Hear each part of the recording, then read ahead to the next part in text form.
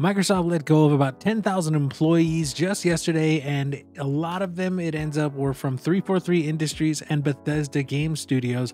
And it turns out a former senior multiplayer designer for Halo at 343 Studios had some interesting things to say about those layoffs and the culture at 343i. Hey everybody, it's LittleBobby here with 59 Gaming Direct, and today we're going to be talking about Microsoft laying off 10,000 employees and what one of their ex-devs has to say about it. But before we get into that, if you're brand new here, make sure you hit that subscribe button and ring that notification bell so you can stay up to date with all the news, reviews, and other content that we put out here on 59 Gaming Direct.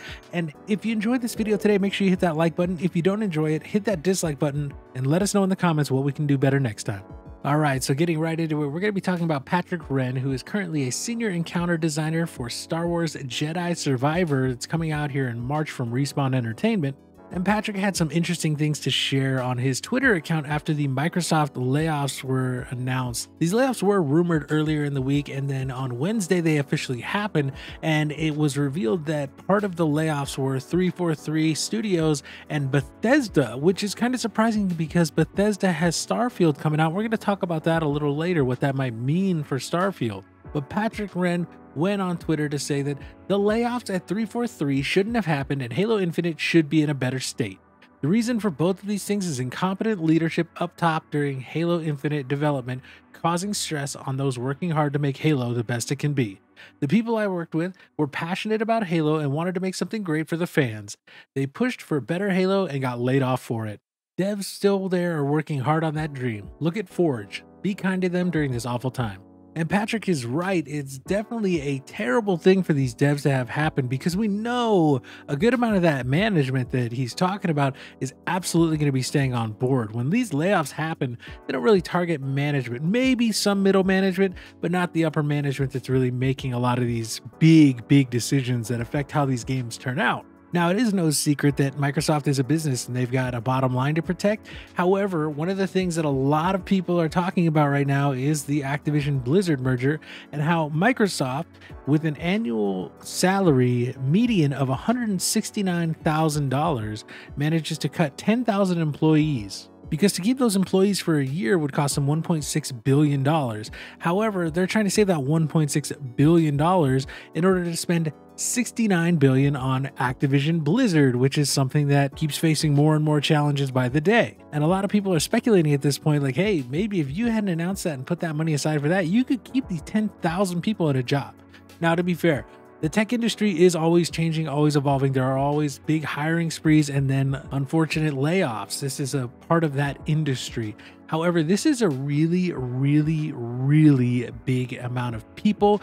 And yes, Microsoft has 220,000 employees, I believe, or maybe 210,000 now, but that's still no reason to give one of the richest companies in the world like a free pass when it comes to the ability to keep people employed, when they could very comfortably afford to keep those people employed for years and not really have it affect their bottom line.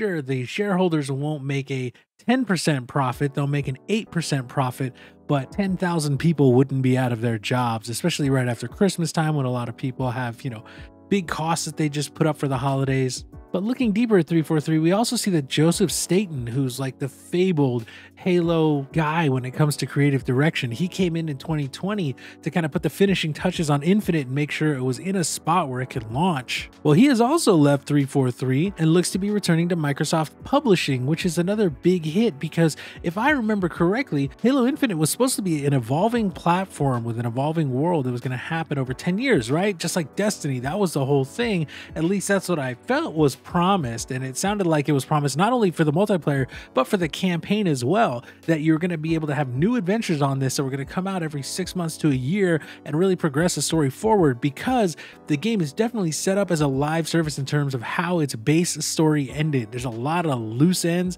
and it doesn't really feel like anything got completed, which is par for the course for a live service game. But now it looks like the multiplayer is going to be the only focus from this team, and that's even if they have the people to really keep that up and running for a long amount of time. I definitely don't see Halo Infinite at this point lasting that 10 years that we originally promised. And as much as we've dogged on Microsoft here, a big part of it has always been us saying, like, it's not the devs' fault, and it's not even that necessarily like Halo is bad. As a game, it's kind of fun, but the problem is that there's so many microtransactions and like corporate things like battle passes stuffed into it that it doesn't really feel like Halo anymore. It feels like just something that they're trying to do to milk the player base and weaponize their nostalgia in order to get them to spend money. And Halo Infinite's multiplayer is still really fun if you play a few games and you're not really looking to progress. If you're just playing to play, sure. But if you're a person who really wants to invest their time like you would with Call of Duty or Fortnite or Apex and see a real return for your time investment in terms of character progression and account progression, you're not really going to find that with Halo Infinite to this day. And it has been about 14 months since the game came out, and we still haven't really seen a progression system that's worth anything. Now, Patrick did confirm something that we have said here, that the clear problem with Microsoft and Xbox basically as a brand, especially in the last 5 to 10 years, has been leadership. There's really clearly a leadership issue that needs to be resolved. And I would say that this goes all the way up to the heads of Xbox and even to the Microsoft CEO. Because at this point, Satya Nadella has to be looking at Xbox as a brand and go, we're not getting any sort of return on this, and we're putting out billions of dollars a year.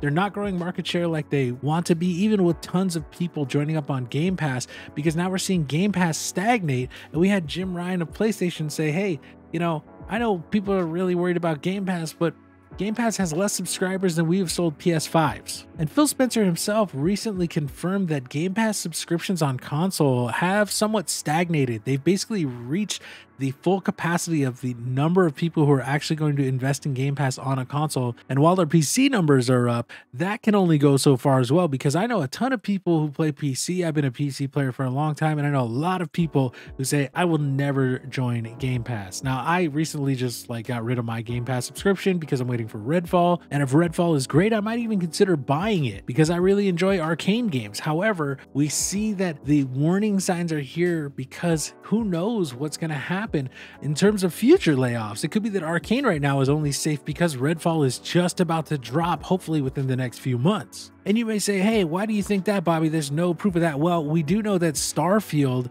is coming out hopefully this year. At least they've said it's going to be this year, and they said it was supposed to be the first half of 2023, but we haven't really heard much since the last quote-unquote gameplay reveal. But Microsoft just let a number of people from Bethesda Studios go. And those people are supposed to be working on Elder Scrolls 6 and most importantly Starfield, the thing that is supposed to be the big blockbuster that's coming from Microsoft, the next huge thing. While Redfall is supposed to be really cool, really big, I don't think it's going to have as much of an impact on the mainstream market as Starfield is. Bethesda games are huge. They're very, very popular, and that's why Microsoft bought Bethesda. And while Redfield is going to be something for Xbox players to play, and it's going to be hopefully a really solid title, it's not going to really be a competition for Starfield. So when we see the studio that's making Starfield that's supposed to be out, ideally in the next 6 months as well, getting people laid off when they are supposed to be in their, heads down, crunch time, we need to get this out mode, that's kind of worrisome. Honestly, it's really, really hard to have any faith that Microsoft is going to be able to make the comeback that they need to make in the gaming market at this point.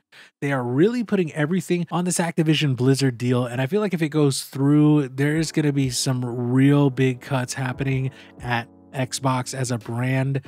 We know that a few years ago, at least according to rumors and reports, that had some things not gone through, I think it was around 2017 or 18, they were considering just shutting down Xbox as a brand. And I know people love Xbox, and once upon a time I loved Xbox, but it's very clear that they are not getting the people that they need in the positions they need. We've said this time and time again on this channel. I want Xbox to succeed, but they really need to step it up and find the right people to put in the right positions to make the magic happen and give them some quality titles to put out without having all this drama surrounding every single thing they do, and without letting go of big chunks of game studios when those studios have games that are being actively pushed towards the finish line or are currently live and needing content to be pushed towards the players because of the investment that the players have already made and the promises that were made to your fan base. To paraphrase Patrick Wren, Halo Infinite should be in a better state. The reason is incompetent leadership. What do you think about Patrick Wren coming out and saying that the leadership at 343 is the reason that Halo is in such a bad state? And do you think that the leadership at Xbox follows those same patterns of bad leadership? Let us know down in the comments below. And we do want to thank you again for your time today. Thank you so much for watching. Remember to subscribe and hit that notification bell, and leave a like if you enjoyed this video, and leave a dislike and let us know in the comments what we can do better next time if you didn't enjoy it. Thank you again so much for watching. We hope to see you soon.